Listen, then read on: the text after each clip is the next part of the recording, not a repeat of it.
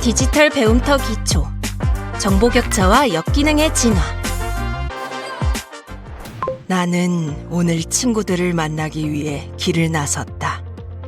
날이 너무 더워서 택시를 이용하려고 했지만 도무지 잡을 수가 없었다.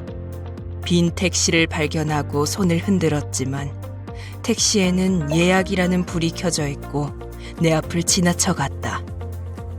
택시 예약 방법을 모르는 나에게 택시 잡기란 그림의 떡이었다. 어렵게 도착한 식당에서 음식을 주문하려고 보니 테이블에 키오스크가 놓여 있었다. 여러 번 시도하다 잘 되지 않아 결국 주인의 도움을 받아야 했다.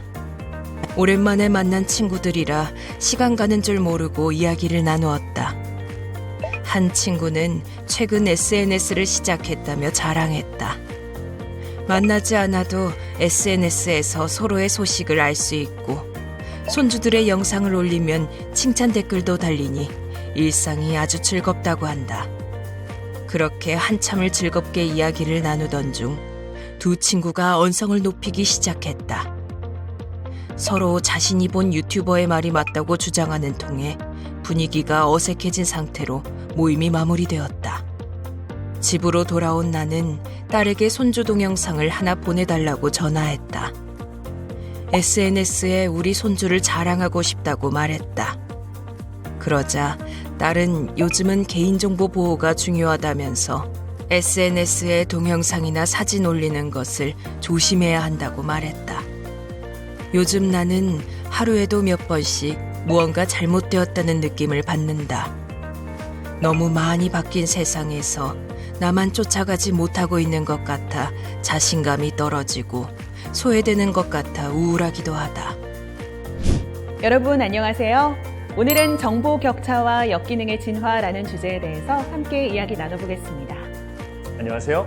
안녕하세요. 반갑습니다. 진행자님, 앞에 제시된 사례 영상 어떻게 보셨나요? 참 안타깝습니다. 요즘 우리 주변에는 수많은 홍길수님이 있는 것 같아요. 네, 맞아요. 홍길수님처럼 자신이 겪고 있는 불편함이나 소외가 왜 어떻게 발생했는지 대략적으로는 알고 있지만 이를 해소하기 위해서는 어떤 노력을 해야 하는지 모르는 게 현실이죠.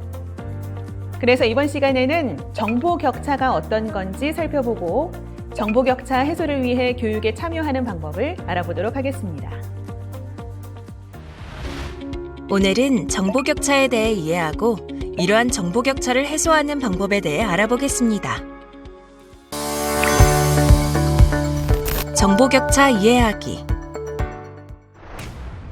네, 먼저 정보 격차에 대한 이해가 필요할 것 같은데요. 정보 격차란 무엇인가요? 네, 최근 인터넷의 발달과 디지털 기기의 등장으로 우리 생활 기반이 디지털로 전환이 됐잖아요. 그렇죠. 그 덕분에 우리는 인터넷이라는 정보의 바다에서 누구나 제공되는 기회를 찾고 생활의 편의를 누릴 수 있게 되었잖아요. 네, 맞습니다.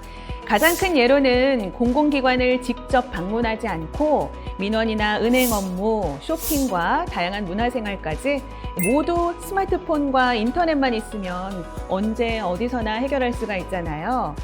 그런데 이 디지털로의 전환은 모든 사람에게 동등하고 동일한 기회를 제공하지 않는다고 합니다.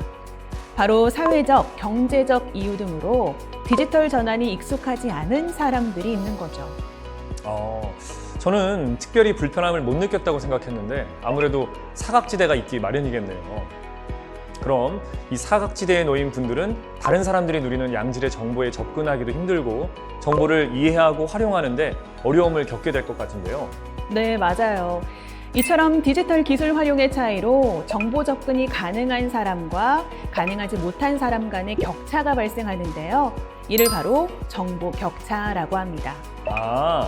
이제는 정보의 시대라고 할 만큼 수많은 정보들이 쏟아져 나오고 있는 세상에서 정보 격차가 발생할 수도 있는 거군요.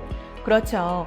국가정보화기본법에서는 정보 격차란 사회적, 경제적, 지역적 또는 신체적 여건으로 인하여 정보통신 서비스에 접근하거나 정보통신 서비스를 이용할 수 있는 기회에 차이가 생기는 것, 이렇게 정의하고 있습니다. 그럼 이 정보 격차는 왜 생기는 걸까요? 이런 정보 격차는 지역, 나이, 성별, 경제적 요인 등 복합적인 원인이 있는데요. 우리나라는 세계에서 손꼽히는 디지털 강국이잖아요. 그런데 역설적이게도 정보 격차가 더 두드러지게 됐다고 합니다. 정말요? 이유가 뭔가요? 믿기 힘드시죠? 특히 코로나19로 인한 급격한 디지털로의 전환이 이런 정보 격차를 더 심화시키는 요인이 됐다고 해요. 그러고 보니까 코로나19로 인해서 많은 기업이나 학교들이 온라인으로 업무를 하면서 어르신들이나 경제적으로 어려운 친구들은 소외되고 있다는 기사를 본 적이 있는 것 같아요. 그런데 인류 역사에서 정보 격차는 늘 존재하지 않았었나요? 글을 읽고 쓸 수 있는지에 대한 격차나 전화와 TV가 있는 집과 없는 집, 이런 격차는 있었잖아요. 맞아요. 사실 디지털화가 시작되던 초기에는 정보 격차를 심각한 사회 문제로까지 인식하지 않았어요. 그때는 컴퓨터와 인터넷을 이용할 수 있는지에 따라서 격차가 발생했기 때문에 관련 기반 시설만 갖추면 어느 정도 해결될 것으로 생각했기 때문이죠. 이를 제1수준 정보 격차라고 합니다. 실제로 스마트폰이 보급되고 무선 인터넷 인프라가 전국적으로 갖춰지면서 정보 접근으로 인한 격차는 사실 느끼지 못했잖아요. 네, 그렇죠. 그런데 정보 인프라가 구축되면서 이제는 정보를 어떻게 이용하는지에 따른 차이로 변화했다고 합니다. 기존의 정보와 지식을 빨리 습득했던 사람은 스마트폰과 급격히 빨라진 기술 속에서도 먼저 기회를 얻고 축적된 정보와 지식을 통해 더 높은 경쟁력을 갖추게 된 것이죠. 바로 제2수준 정보 격차입니다. 정보 활용 역량의 격차로 접근할 수 있는 정보의 양과 질에서 차이가 발생하고 지식으로 전환되면서 사회적 지위에도 영향을 미치게 되는 거네요. 맞습니다. 이런 정보 격차의 결과는 사회 참여의 기회와 삶의 질에 영향을 미치는 제3수준 정보 격차로 진화했습니다. 초기의 정보 격차는 기술이 발달할수록 더욱 증폭이 됐고요. 이는 또 다른 정보 격차를 유발하는 디지털 악순환으로 이어진 것이죠. 이야기를 듣다 보니까 점점 더 무서워지는데요. 그럼 이런 지식과 정보의 가치가 결국 부의 원천이 되면서 정보 격차에서 경제적 격차로 이어지고 있는 거네요. 네, 맞아요. 거기에다가 사회 서비스에 관한 정보 부족과 사회 참여의 기회도 제한되는 것이죠. 생각을 해보니까 저희 부모님도 나라에서 운영하는 사회 서비스 등에 대해서 정보가 부족해 이용하지 못하는 경우를 많이 본 것 같아요. 제가 직접 정보를 찾아서 알려드린 적도 몇 번 있고요. 네, 결국 이런 정보 격차는 단순히 정보를 활용하지 못해서 불편을 감수해야 하는 것을 넘어 삶의 질에 영향을 미치고 사회적 불평등으로 확대됐다고 볼 수 있죠. 맞아요. 특히 정보통신 기술이 발전하고 정보사회로 변환되면서 다양한 변화가 생겼지만 역기능도 발생을 했잖아요. 네, 그렇습니다. 1990년대에 등장한 초창기 인터넷인 웹 1.0은 처음으로 주소창에 www를 사용했는데요. 이때는 생산자가 만들어낸 콘텐츠를 읽는 것만 가능했습니다. 이 시기에 누구나 컴퓨터를 통해 원하는 정보를 찾고 온라인 세상을 탐색할 수 있게 됐고 온라인 커뮤니티가 형성됐죠. 하지만 컴퓨터와 인터넷 접근 능력의 차이로 인해 정보 격차가 발생하고 해킹과 스팸 등 사이버 범죄가 발생하기 시작했습니다. 정말 인터넷 발달의 명과 암이네요. 그리고 2000년대 중반에는 쌍방향적인 커뮤니케이션이 가능한 웹 2.0 시대가 열렸잖아요. 네, 맞아요. 웹 2.0 시대에는 일반 이용자들도 자발적으로 창의적인 정보를 생산하고 유통할 수 있는 환경이 마련됐습니다. 그러나 허위 정보가 급증하고 게임, SNS 등 디지털 미디어에 과의존하는 현상이 나타나기도 했죠. 그리고 이 시기의 사이버 범죄는 소셜미디어 계정 해킹을 통해 더욱 교묘해지기도 했고요. 저도 이 당시에 소셜미디어 계정을 해킹당했던 아픔이 있습니다.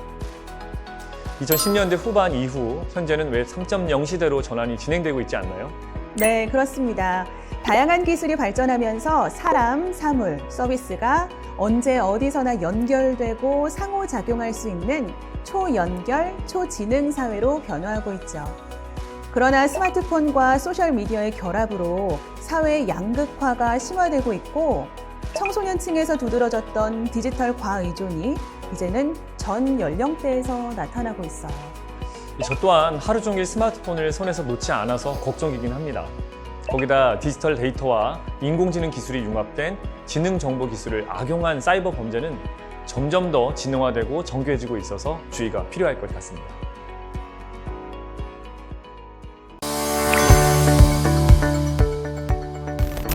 정보 격차 해소하기. 함께 이야기를 나누다 보니 정보 격차를 해소하기 위한 노력은 선택이 아닌 필수로 느껴지는데요. 어떠신가요? 맞습니다. 사실 정보 격차가 발생하는 1차적인 원인은 효용성을 모르는 데 있다고 합니다. 정보 격차로 인해 가장 큰 영향을 받는 대상은 바로 고령층인데요. 스마트폰 사용이 늘었음에도 불구하고 정보 격차가 해소되지 않는 것이죠. 네, 사실 고령층이 학습력이 떨어지는 등의 신체적 노화로 인한 이유도 있지만 무엇보다 디지털 미디어 활동과 교육적인 부분에서 적극적이지 않다는 점이 가장 큰 원인이라고 할 수 있을 것 같아요. 맞습니다. 이 정보 격차에 가장 큰 영향을 미치는 요인은 바로 교육인데요. 다양한 교육에 참여하여 인터넷에 접속하는 진입로 역할을 하는 스마트폰과 관련한 역량을 높이는 것이 필요하다고 볼 수 있죠. 네, 그럼 정보 격차 해소를 위한 교육 현황은 어떤가요? 정보 격차를 해소하기 위해 여러 교육기관에서 디지털 환경에서 소외되는 사람이 없도록 다양한 분야의 온라인 교육과 학습 자료를 제공하고 교육 기회를 확대하고 있는데요. 우리나라에도 무료로 지원되는 여러 교육 사이트가 있습니다. 그렇군요. 어딘가요? K-MOOC, 에버러닝, 경기도 평생학습 포털, 온국민 평생배움터, 서울런 4050 등이 있는데요. 이 중 온국민 평생배움터에서 강좌를 신청하는 방법을 함께 알아볼까요? 온국민 평생배움터의 자율강좌는 학력 보완, 문해교육, 자격증, 취업 및 창업, 직무 역량, 신기술 등 21개의 주제로 나뉘어져 있습니다. 자율강좌를 수강하는 방법은 다음과 같습니다. 사이트에 접속하여 회원 가입 후 상단 메뉴에서 배움터 자율강좌를 클릭합니다. 원하는 주제를 클릭하고 온라인 또는 오프라인 조건을 선택한 후 조회를 클릭합니다. 선택한 주제와 관련된 강좌 목록이 표시되면 원하는 강좌를 클릭합니다. 강좌의 세부 목차와 정보를 확인할 수 있습니다. 강좌 내용을 확인한 후 학습하기를 클릭합니다. 선택한 콘텐츠의 영상을 클릭하여 학습합니다. 온국민 평생배움터의 평가 인정 강좌는 국가가 평생교육법으로 정한 일정한 기준을 충족하였다고 평가한 평생교육 프로그램으로 기초문해, 학력 보완, 직업능력, 문화예술, 인문교양, 시민참여 영역의 강좌가 제공됩니다.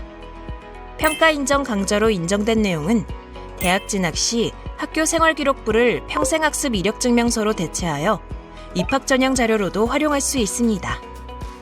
평가 인정 강좌를 수강하는 방법은 다음과 같습니다. 상단 메뉴에서 배움터, 평가 인정 강좌를 클릭합니다. 원하는 주제를 선택하고 온라인 또는 오프라인 조건을 선택한 후 조회를 클릭합니다. 선택한 주제와 관련된 강좌 목록이 표시되면 원하는 강좌를 클릭합니다. 강좌 정보와 목차를 확인할 수 있습니다. 강좌 내용을 확인한 후 학습하기를 클릭합니다. 선택한 콘텐츠의 영상을 클릭하여 학습합니다. 나의 학습 이력을 확인해 보겠습니다. 오른쪽 상단의 마이 페이지를 클릭합니다. 왼쪽 메뉴 중 수강 관리, 내 학습을 클릭하면 수강 중, 수강 예정, 수강 완료, 수강 미승인, 수강 취소 및 미완료 등 학습한 이력과 관련된 모든 정보를 확인할 수 있습니다. 수강 완료 탭을 클릭하면 수강이 완료된 강좌 목록을 확인할 수 있습니다. 이수증을 발급하기 위해서는 해당 강좌의 이수증 발급을 클릭합니다. 발급된 이수증은 출력하거나 파일로 저장할 수 있습니다. 지금까지 정보 격차와 역기능의 진화에 대해 알아봤는데요. 사회가 진화할수록 어디서든 이 혜택을 받지 못하는 사람이 있다는 점, 그리고 이를 해결하기 위해서는 사회적으로 다양한 교육 기회를 제공해야 한다는 점을 잊지 않으셨으면 좋겠습니다. 맞습니다. 이번 시간을 통해 이런 정보 격차를 해소하기 위한 노력도 중요하다는 점이 더욱 많은 분들에게 전달되었기를 바라겠습니다. 감사합니다. 감사합니다.